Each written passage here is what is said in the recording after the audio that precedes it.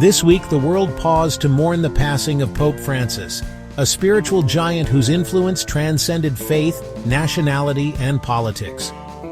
His funeral service in St. Peter's Basilica became more than a religious ceremony.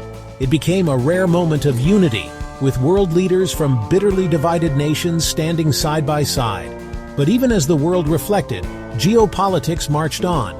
From a shocking assassination in Moscow, to a fragile pathway to peace in Central Africa, to a possible, yet fragile, ceasefire in Ukraine, the world continued its relentless churn.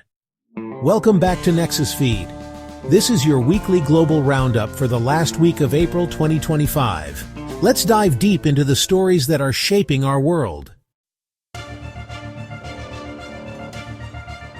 Pope Francis, the 266th Pope of the Catholic Church and a tireless advocate for the poor, the marginalized, and the environment, passed away peacefully in the Vatican this week at the age of 88.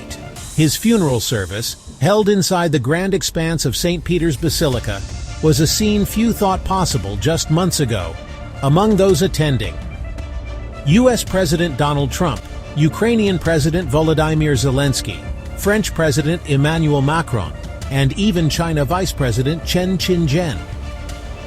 Minutes before Pope Francis's funeral was due to start, Presidents Trump and Zelensky were pictured sitting locked in deep discussion. The White House described the 15-minute meeting as very productive, and a Ukrainian spokesman said the pair would meet for a second time later on Saturday. Pope Francis's death ends an era defined by outreach and bridge building. His papacy sought to modernize the Church, open dialogue with other religions, and confront the moral crises of our time, from climate change to refugee displacement. His consistent call for compassion over conflict resonated far beyond Catholicism, offering moral clarity in an often chaotic world. His absence now leaves a vacuum at a time when global moral leadership is in scarce supply. Leaders, citizens, and communities alike now face the challenge of carrying forward his legacy without the steadying hand. For a few short hours this week, beneath the soaring arches of St. Peter's, the world glimpsed what solidarity could look like, even if it was just for a moment. While the world mourned in Rome, tensions were escalating in East Asia. North Korean leader Kim Jong-un unveiled a brand-new state-of-the-art naval destroyer during a highly choreographed military ceremony in Wonsan. Dubbed the Paektu Mountain, after Korea's Sacred Peak, the destroyer is the most advanced warship ever produced by North Korea. Kim Jong-un used the occasion to deliver a fiery speech, accusing the United States of escalating hostility and imperialist encirclement. The ship, according to North Korean state media, is armed with advanced missile systems capable of targeting both ships and aircraft, and perhaps even deploying mid-range ballistic missiles, a worrying escalation. Military analysts have raised alarms, suggesting that the vessel represents not just a symbolic show of strength, but a tangible step forward in North Korea's capacity to project power beyond its shores.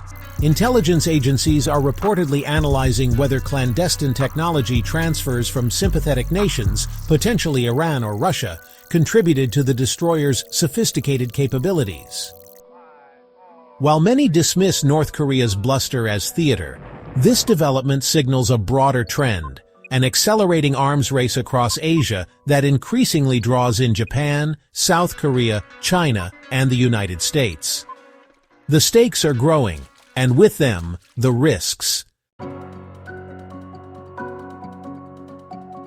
In a rare piece of good news, the Democratic Republic of Congo and Rwanda signed a Pathway to Peace agreement this week, brokered quietly by the U.S. government, a move which started during the Biden administration 6 months ago.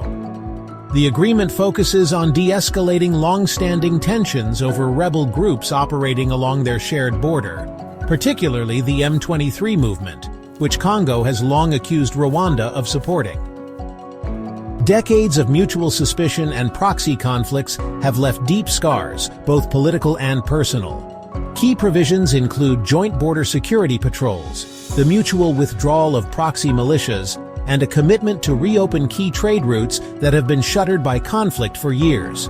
The United States has pledged $500 million in aid packages aimed at bolstering humanitarian relief, rebuilding infrastructure, and supporting disarmament programs.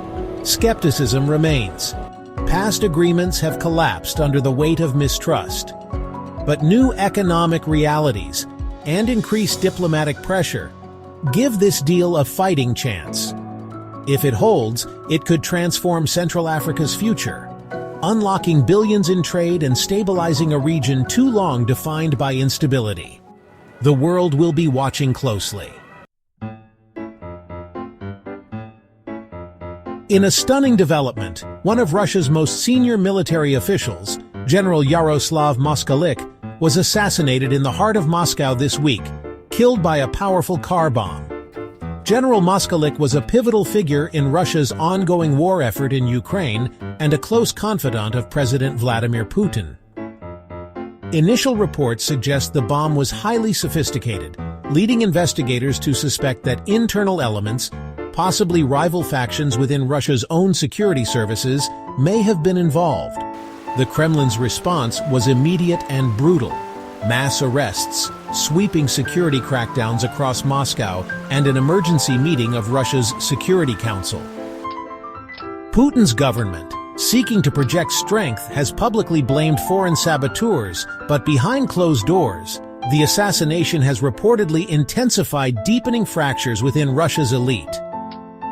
Whispers of discontent, once confined to quiet circles, are now surfacing in bold and deadly ways.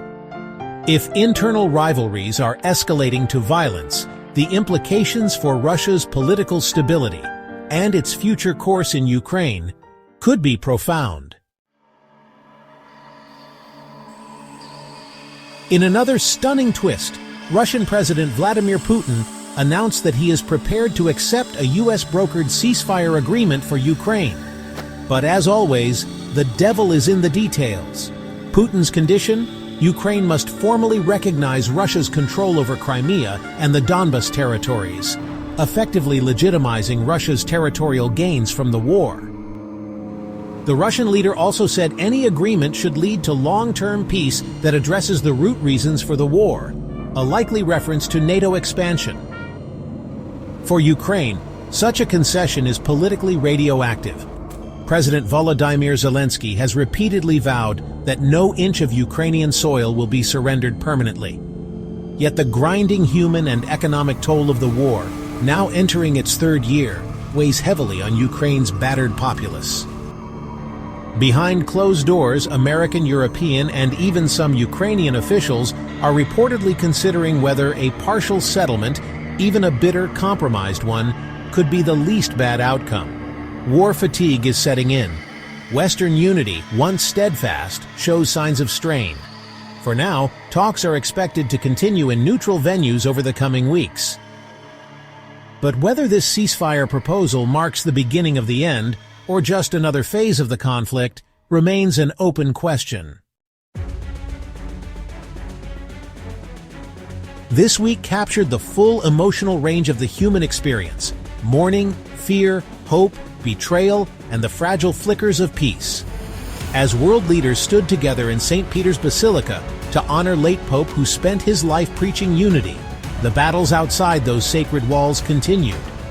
Yet even amid tragedy and turmoil, moments of hope break through. The challenge for all of us is not just to celebrate those moments, but to build on them, to demand more of our leaders and of ourselves. At Nexusfeed, we believe in asking the hard questions, looking deeper, and never accepting easy answers. We are committed to bringing you the stories that matter, the stories that shape our future. Thank you for being part of this journey with us. If you found this roundup insightful, please like, subscribe, and share. We'll see you next week as we continue to navigate the tangled web of our world together. Until then, stay informed, stay critical, stay curious.